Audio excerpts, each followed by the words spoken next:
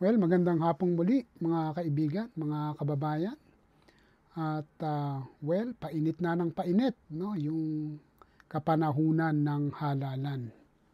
At syempre, hindi natin may iwasan, no, na makabasa o makapanood, lalong-lalo na sa social media, ng mga gimmick, no, ng iba't ibang kandidato. Mga kandidato na tumatakbo lalo na sa pang-national na position. Yun nga yung sa Senado, no?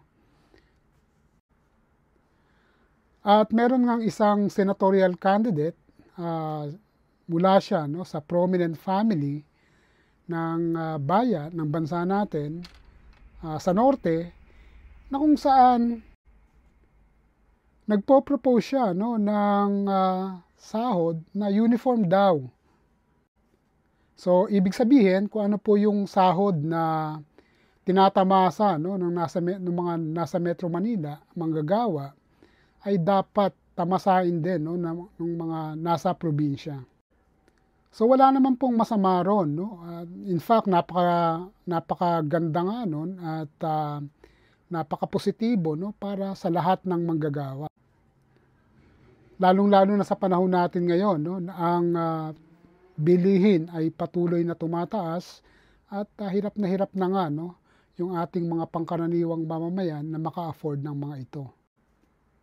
Pero bakit ngayon, no? Bakit ngayon lang namulat, no, doon sa dapat na ginawa noon pa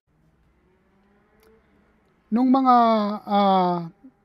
nakalipas na taon, no? Bakit ngayon lang? Well, yung senatorial candidate na to, mga kaibigan, unfortunately, no, hindi siya lumalabas doon sa 12 according to surveys. Pero number 2 siya sa top spender, no? Siya nga ay si Senator Amy Marcos. Maganda yung proposal niya, pero bakit ganon? Bakit ngayon lang? Yun ang tanong eh. Dahil ba ito sa nangungulelat siya sa surveys na gusto niyang makuha yung atensyon ng lahat ng manggagawa? Pwede niya naman tong ginawa noon pa, no? Sapagkat matagal na siyang nakaupo bilang senador. Pero bakit ngayon lang? Yun ang tanong. Dahil ba sa gusto niyang makuha ang simpatya ng mga manggagawa? Well, sa mga botante, no, sa mga kababayan nating botante dyan, mag-isip-isip po tayo. Marahil ito ay isang gimmick lamang